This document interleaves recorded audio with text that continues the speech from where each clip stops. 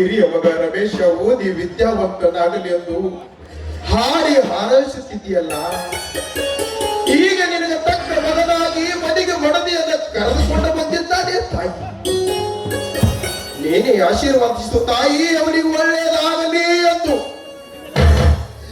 ಇತ್ತ ನಿನ್ನ ಮಗಳು ಜ್ಯೋತಿಯ ಕೂಡ ಈಗ ನಿನ್ನ ಮಾತನ್ನೇ ಮರೆತಿದ್ದಾಳೆ ತಾಯಿ. ಅವಳೀಗ ಪ್ರಾಯದ ಪರಿಸ್ಥಿತಿಯಲ್ಲಿ ಪ್ರಿಯತಮ್ಮನೊಂದಿಗೆ ಪ್ರಣಯದ ಆಟ ಆಡಲು ಪ್ರಾರಂಭ ಮಾಡಿದ್ದಾಳೆ. ಇವತ್ತು ಏನೇ ಆಗಲಿ ಆ ಕೈಯಾಳಿ ಮನೆಗೆ ಬರಲಿ, ಸರಿಯಾಗಿ ವಿಚಾರಿಸಿಕೊಳ್ಳುತ್ತೇನೆ.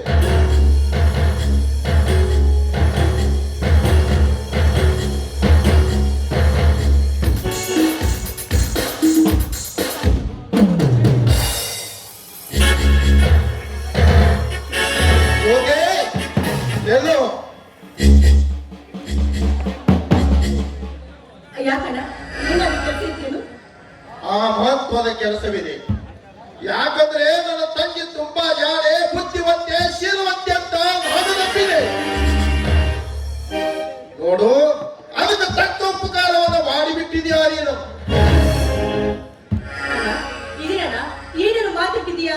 ನಾನೇನಂತ ತಪ್ಪು ಮಾಡಿದೀನಿ? ನೀನು ತಪ್ಪು ಮಾಡಿಲ್ಲಮ್ಮ, ನಾನು ಮಾಡಿದ್ದೇನೆ. ನೀನು ವಯಸ್ಸಿಗೆ ಬಂದಿರುವುದನ್ನು ಗಮನಿಸದೆ ಹಾಗೆ ಇದ್ದೇನಲ್ಲ, ಅದಕ್ಕೆ ಅನುಗುಣವಾಗಿ ತಿರುಗುಬಾಣ ಬಿಡಲು ಪ್ರಾರಂಭ ಮಾಡಿದೀಯ ಅಷ್ಟೇ ಅಲ್ಲವೇ? ಜ್ಯೋತಿ, ನನ್ನ ಮುಂದೆ ಕೊಟ್ಟಿನ ನಾಟಕ ನಡೆಸಬೇಡ. ನಾನು ಕೇಳಿದ ಪ್ರಶ್ನೆಗೆ ಸರಿಯಾಗಿ ಉತ್ತರ ಹೇಳ ತಿಳಿದ್ದೆ. ಯಾವ ಪ್ರಶ್ನೆ ಕೇಳ ಉತ್ತರ ಕೊಡ್ತೀನಿ. ಕದ್ದು ಮುಚ್ಚಿ ಆಡುವ ನಿನ್ನ ಪ್ರೇಮದಾಟ ಎಷ್ಟು ದಿನಗಳಿಂದ ನಿರಂತರವಾಗಿ ಸಾಗಿದೆ. ನಿಜ ಮಗಳ ರಾಜ್ಯಗಟ್ಟವಳೆ. ಏನೇನು ಮಾತಾಡ್ತಿದೀಯಾ? ಈಗಿನ ತಂಗಿ ರಾಜ್ಯಗೆಟ್ಟವಳು ಅಂತ ತಿಳ್ಕೊಂಡಿದೀಯೇನು? ನನಗೆ ಇನ್ನದ ಬೇಡ ಅಂತ ಹೇಳಲು ಬರಬೇಡ. ನಿನ್ನ ಸಂಗತ ಪ್ರಣಯದ ಆಟ ಆಡುವ ವಿಜಯ ಹಾಗೂ ನಿನ್ನ ಪ್ರೇಮದ ಬೆಸಿಗೆ ಬೆಸೆದು ಎಷ್ಟು ದಿವಸವಾಯಿತು. ಬೆಕ್ಕು ಕಣ್ಣು ಮುಚ್ಚಿ ಹಾಲು ಕುಡಿದರೆ ಕುಡಿಯುವ ಬೆಕ್ಕನ್ನು ಜಗತ್ತು ನೋಡದೇ ಇರ್ತದೇನು? ನಿಜ ಹೇಳು, ಎಷ್ಟು ದಿನಗಳಿಂದ ಸಾಗಿದೆ ಈ ನಿನ್ನ ಕಳ್ಳ ಪ್ರೇಮ? ನಾನು ನಿಜವಾಗಿ ಹೇಳ್ತಾ ಇದ್ದೀನಿ. ಅವರೇ ಬಂದು ಆ ವಿಷಯ ನಿಮ್ ಮುಂದೆ ಹೇಳ್ತೀನಿ ಅಂತ ವಿಜಯ್ ಅವರು ಹೇಳಿದ್ರು. ಇದ್ರಲ್ಲಿ ನನ್ನ ತಪ್ಪಿದೆ, ನೀನು ಹೇಳಲ್ಲ. ಏನೋ ತಪ್ಪು ಹೇಳಿ ಅವನೇ ಹೇಳಿಕೊಳ್ಳೋದಕ್ಕೆ ನಿನ್ನ ಜೀವ ಕಷ್ಟ. ನಾಚಿಕೆ ಆಗುದಿಲ್ಲವೇ ಬಾಡಿಗೆಟ್ಟವಳೆ? ಎಷ್ಟು ದಿನದಿಂದ ಹಂಚಿ ಹಾಕಿ ಕುಂತೀನಿ ಈ ನನ್ನ ಮನೆಯ ಮರ್ಯಾದನ್ನು ಕಳೆಯಲ್ಲ.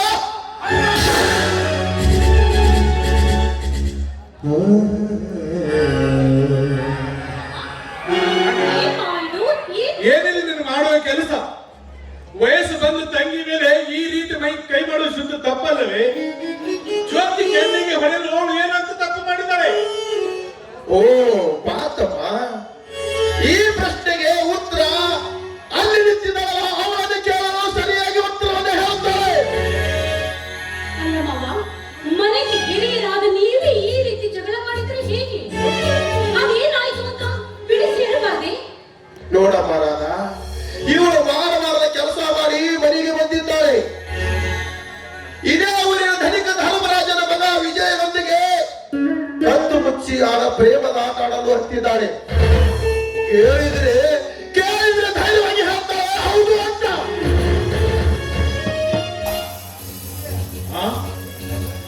ಈ ವಿಷಯ ಸತ್ಯವೇ ಜ್ಯೋತಿ? ನಿಜ ಅನ್ನ ಹೇಳುವ ವಿಷಯ ಸತ್ಯವೋ ಅಥವಾ? ನಿಮ್ಮ ಬೆನ್ನೆಯಿಂದ ಹುಟ್ಟಿ ಬಂದಳು ನಾನು. ನಿಜವಾಗಿ ಹೇಳ್ತಾ ಇದ್ದೀನಿ, ಈ ಮನೆಯ ಮಾನವನು ಕೂಗಿ ನಾನಲ್ಲ. ದಯವಿಟ್ಟು ಮಾತನ್ನು ನಂಬಿ. ನಾನು ವಿಜಯ್ ಮನಸ್ಸಾಗಿ ಪ್ರೀತಿ ಮಾಡ್ತಾ ಇದ್ದೀನಿ. ನೋಡಮ್ಮ ಜ್ಯೋತಿ, ಹೆಣ್ಣು ಯಾವಾಗಲೂ ತಾಳ್ಮೆಯ ತವರಾಗಬೇಕು. ಮನಸ್ಸನ್ನ ತನ್ನ ಹತೋಟಿಯಲ್ಲಿ ಇಟ್ಟುಕೊಂಡಿರಬೇಕು. ಅದು ಕಣ್ಣಲ್ಲಿ ಹರಿಬಿಟ್ರೆ ನಮಗೆ ತೊಂದರೆ ಆಗುತ್ತೆ. ಆಗಿದ್ದೆಲ್ಲ ಆಗೋಯ್ತು. ಈ ಮುಂದ ದಯವಿಟ್ಟು ಈ ರೀತಿ ಎಲ್ಲ ಮಾಡಬೇಡಮ್ಮ. ಈಗ ಸದ್ಯ ಏನ್ ಮಾಡುದು ಅಂತ ಈ ವಿಷಯ ಊರು ಜನಕ್ಕೆಲ್ಲ ಗೊತ್ತಾದ್ರೆ ಮರ್ಯಾದೆ. ಅದಕ್ಕೆ ಮುಂಚೆ ಇದಕ್ಕೆ ತಕ್ಕ ಪ್ರಯತ್ನ ತಾವು ಮಾಡಲೇಬೇಕು. ವಿಜಯನನ್ನ ವಿಚಾರಿಸಿ ಆದಷ್ಟು ಬೇಗ ನಮ್ ಜ್ಯೋತಿ ನಾವನ್ನ ಕೊಟ್ಟು ಮದುವೆ ಮಾಡ್ಬೇಕು ಅಷ್ಟೇ. ಅಷ್ಟು ಸುಲಭವಾಗಿ ಕಾರ್ಯ ನಡಿಲಾರದ ನಮಗೂ ಆ ಧರ್ಮರಾಜನಿಗೂ ಮೊದಲಿನಿಂದ ಆಸ್ತಿಯ ಬೆಂಕಿ ಇನ್ನೂವರೆಗೆ ಮುಗುದಿಲ್ಲ. ಅಂಥದರಲ್ಲಿ ನಾವು ಅವರ ಮನೆಯ ಹೊಸ್ತಲು ತುಳಿಬೇಕೆ? ಮಾವ, ಪ್ರಸಂಗದ ಪರಿಸ್ಥಿತಿಯಲ್ಲಿ ಸಿಕ್ಕಿ ಬಿದ್ದ ನಾವು ಅವರ ಮನೆ ಬಾಗಿಲಿಗೆ ಹೋಗದೆ ಬೇರೆ ಗತ್ಯಂತರವೇ ಇಲ್ಲ ಮಾವ. ಹೌದಣ್ಣ, ಜ್ಯೋತಿ ಮದುವೆ ವಿಷಯದ ಬಗ್ಗೆ ವಿಚಾರಿಸಲು ನಾವೇ ಆ ಧರ್ಮರಾಜನ ಮನೆಗೆ ಹೋಗ್ಬೇಕು. ಇದಕ್ಕೆ ನಮಗೆ ಮರ್ಯಾದೆ ಕೊಟ್ಟು ಮಾತು ಕೊಟ್ಟು ಆ ಧರ್ಮರಾಜ ಬದುಕ್ತಾನೆ. ಅಕಸ್ಮಾತ್ ಇದಕ್ಕೆ ಏನಾದ್ರೂ ತಪ್ಪಿ ನಡೆದ್ರೆ ತನ್ನ ಪ್ರಾಣ ಕಳೆದುಕೊಳ್ಳುತ್ತಾನೆ. ನಡೆಯೋಣ, ಹಿಂದೆ ಆ ಧರ್ಮರಾಜನ ಮನೆಗೆ ಹೋಗಿ ಸಮಾಚಾರ ತಿಳಿದುಕೊಂಡು ಬರೋಣ. ರಮೇಶ, ಅಂತೂ ಆ ವಿಧಿಯ ದುರ್ದೈವ ವಶ ಆಯಿತು. ಆ ಧರ್ಮರಾಜನ ಮನೆಯಂಗಳಕ್ಕೆ ನಾವು ಕಾಲಿಡಬೇಕಾಯ್ತಲ್ಲವೇ? ಮಾಡುವ ಕೆಲಸ ಮಾಡಿ ಮಳೆ ಹಾಗೆ ಹೇಗೆ ನಿತ್ಯ ನಾಳೆಗಳು ಮಾವರಿ. ಹೋಗಿ ಬಿಡೋಣ. ಮೊದಲೇ ನೊಂದುಕೊಂಡು ಬಿಟ್ಟಿದ್ದಾಳೆ. ತಿಳಿಯಲು ಮಾಡಿದ ತಪ್ಪಿಗೆ ಆ ನಿಸರ್ಗವೇ ಶಿಕ್ಷೆ ಕೊಡುತ್ತದೆ. ರಾಧಾ, ಜ್ಯೋತಿಯನ್ನು ಕಳೆದುಕೊಂಡು ನೀನು ಊಟ ಮಾಡು. ನಾನು ಅಣ್ಣ ಇಬ್ಬರ ಕೂಡಿ ಆ ಧರ್ಮರಾಜ ಮನೆಗೆ ಹೋಗ್ಬರ್ತೇವೆ. ನೋಡಿ, ಇನ್ನೊಂದು ಮಾತು, ನಾವು ಹೆಣ್ಣಿನ ಕಡೆಯವರು ಸ್ವಲ್ಪ ತಗ್ಗಿ ಬಗ್ಗಿ ನಡಿಬೇಕು. ನೀವು ಏನಾದ್ರೂ ಒಂದು ಕೆಡಕು ಮಾಡ್ಕೊಂಡ್ ಬರ್ಬೇಡಿ. ಹೋದ ಕೆಲಸ ಹಣ್ಣಾಗುವಂತೆ ಮಾಡ್ಕೊಂಡ್ ಬನ್ನಿ, ಆಯ್ತಾ? ಆಯ್ತಮ್ಮ, ಹಣ್ಣು ಕಾಯೋ ಹೋಗುವಂತೂ ಹೋಗುತ್ತೀವಿ. ಅಲ್ಲಿ ಹೋದ ನಂತರ ಪರಿಸ್ಥಿತಿ ಹೇಗಾಗುತ್ತಾ ಹಾಗೆ ಮಾಡ್ಕೊಂಡು ಬರ್ತೇವೆ. ತಮ್ಮ ರಮೇಶ, ಪಾಪ ಹೋಗೋಣ. ಬೇಗ ಬಂದ್ಬಿಡಿ.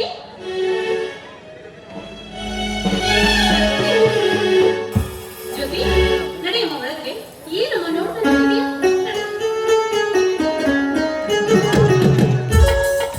ಸಾಗರದಂಚಿನಲ್ಲಿ ನೆನಪಿನ ದೋಣಿಯಲ್ಲಿ